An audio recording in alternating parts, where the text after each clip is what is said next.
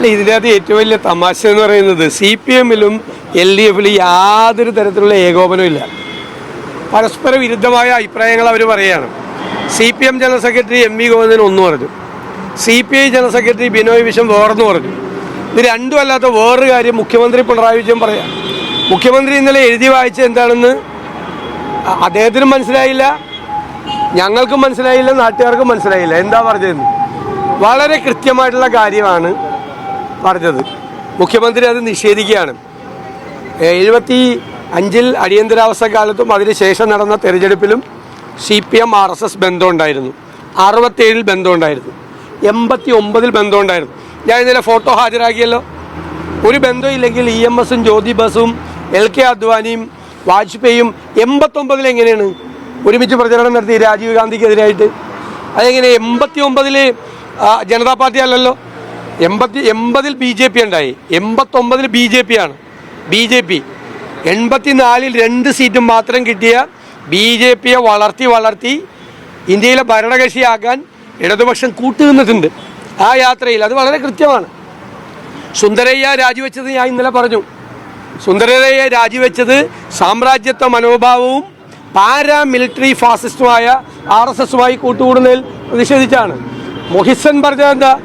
ഇത് ഒടുക്കത്തെ പോക്കാണ്, ഇതോടുകൂടി തകർന്നു പോകും കമ്മ്യൂണിസ്റ്റ് പാർട്ടി. കോൺഗ്രസിനെ തോൽപ്പിക്കാൻ 89-ൽ പറഞ്ഞതാണ്, കോൺഗ്രസിനെ തോൽപ്പിക്കാൻ BJP-യുമായി നിങ്ങൾ കൂട്ടുകൂടിയാൽ തകർന്നു പോകും. 2 കാലിൽ എണീറ്റിക്കാൻ പറ്റാത്ത പാർട്ടിയായി CPM-ഉം CPI-യും ഇന്ത്യയിൽ. ഇത് യാഥാർത്ഥ്യമാണ്. തെരഞ്ഞെടുപ്പിൽ ഇതൊക്കെ ചർച്ചയാണ്. അല്ലെങ്കിൽ തന്നെ ഇപ്പോഴും ആ ബാന്ധവം ഉണ്ടെന്നാണ് ഞങ്ങൾ പറയുന്നത്. കഴിഞ്ഞ പാർലമെന്റ് തെരഞ്ഞെടുപ്പിൻ്റെ അന്നല്ലേ EP ജയരാജൻ പറഞ്ഞത്, ഞാനാണ് ആരോപണം ഉന്നയിച്ചത്. കേരളത്തിലെ LDF-ന്റെ കൺവീനറായിരുന്ന EP ജയരാജനും കേന്ദ്രമന്ത്രിയും BJP നേതാവും തിരുവനന്തപുരത്തെ സ്ഥാനാർത്ഥിയും ഇപ്പോഴത്തെ BJP സംസ്ഥാന പ്രസിഡന്റുമായ രാജീവ് ചന്ദ്രശേഖറുമായി ഒരുമിച്ച് ബിസിനസ് ചെയ്യാണ്. CPM-ൽ ഇത് നടക്കുമോ? പഴയ CPM ആണെങ്കിൽ ഒരു കേരളത്തിലെ ഏറ്റവും സീനിയർ ആയിട്ടുള്ള ഒരു CPM നേതാവും BJP സംസ്ഥാന പ്രസിഡന്റും കൂടി ഒരുമിച്ച് ബിസിനസ് ചെയ്യാണ്. മനസ്സിലായില്ലേ? പ്രകാശ് ജാവദേക്കർ കാണാൻ വന്നു, എയർപോർട്ടിൽ പോണ വഴിക്കാണ് കാണാൻ വന്നതെന്ന്. കൊച്ചി എയർപോർട്ടിലേക്ക് പോണ വഴിക്കാണ് എൻ്റെ വീട്. അവിടേക്ക് പ്രകാശ് ജാവദേക്കർ കാണാൻ എന്നെ കാണാൻ വന്നില്ലല്ലോ, CPM നേതാക്കളല്ലേ കാണാൻ പോയത്. അപ്പം ഇവരൊക്കെ തമ്മിലുള്ള ബന്ധം വളരെ വ്യക്തമാണ്. നിതിൻ ഗഡ്കരിയും പിണറായി വിജയനും തമ്മിലുള്ള ബന്ധം എന്താ? ഈ ഹൈവേ മുഴുവൻ പൊളിഞ്ഞ് തകർന്ന് പണ്ടരടങ്ങിയിരിക്കുമ്പോൾ ഞങ്ങൾക്ക് യാതൊരു കേസുമില്ല എന്ന് പറഞ്ഞിട്ട് സമ്മാനപ്പെട്ടിയും പൊന്നാടയുമായിട്ടാണ് നിതിൻ ഗഡ്കരിയെ കാണാൻ പോയത്. ആണോ? എന്താ കാര്യം? എന്തിനാണ് സമ്മാനപ്പെട്ടി കൊടുക്കുന്നത്? നിതിൻ ഗഡ്കരിക്ക് ഹൈവേ തകർന്നേനോ? സമ്മാനപ്പെട്ടിയും പൊന്നാടയും. അത് ഇവരൊക്കെ തമ്മിൽ ബന്ധമാണ്. പേടിയാണ്. ഡൽഹിയിലിരിക്കുന്ന യജമാനന്മാർ പേടിയാണ്.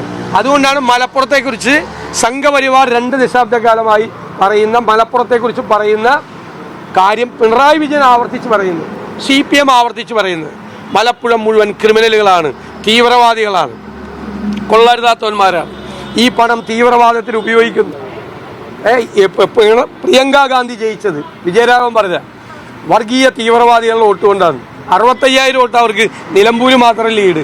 വയനാട് പാർലമെന്റിൽ 4 ലക്ഷം ലീഡാ. വർഗീയ തീവ്രവാദികളാണോ 4 ലക്ഷം ലീഡ് പ്രിയങ്ക ഗാന്ധിക്ക് ഉണ്ടാക്കി കൊടുത്തത്? ഇപ്പം സംഘപരിവാറിനെ സന്തോഷിപ്പിക്കുന്ന വർത്തമാനം പറയാ. ഇപ്പോഴും സംഘപരിവാറിൻ ഈ BJP മുന്നണിയിൽ NDA-യിലുള്ളതാണല്ലോ ദേവഗൗഡ. ആ ദേവഗൗഡയുടെ പാർട്ടിയുടെ മന്ത്രി പിണറായിയുടെ മന്ത്രിസഭയിൽ ഇരിക്കുന്നില്ലേ? കൃഷ്ണൻകുട്ടിയുടെയും മാത്യു ടി തോമസിൻ്റെയും നേതാവാര ദേവഗൗഡ BJP-യുടെ സഹയാത്രികനാണ്. ഒരുമിച്ചാണ്, മുന്നണിയാണ് അവർ. കാരണം എന്താ ധൈര്യമുണ്ടോ പിണറായി വിജയന് അവരുടെ ഈ BJP-യുടെ ഘടകകക്ഷിയായ ആ ദേവഗൗഡയുടെ പാർട്ടിയുടെ മന്ത്രിയെ ഇതിൽ നിന്ന് പുറത്താക്കാൻ? അപ്പം നാഗ്പൂരിൽ നിന്ന് വിളിച്ചു പറഞ്ഞു RSS കേന്ദ്രത്തിൽ അയാളെ തുടരാൻ അനുവദിക്കണമെന്ന്. അപ്പോൾ തുടർന്നു.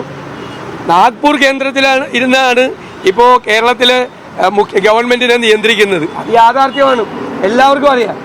അതുകൊണ്ടാണല്ലോ ഹിന്ദുവിൽ ഇൻ്റർവ്യൂ കൊടുത്ത് മലപ്പുറം കുഴപ്പമാണ് എന്ന് പറഞ്ഞ് ഇൻ്റർവ്യൂ കൊടുത്ത് ഈ ഡൽഹിയിലിരിക്കുന്ന യജമാനന്മാരെ സന്തോഷിപ്പിച്ചത്.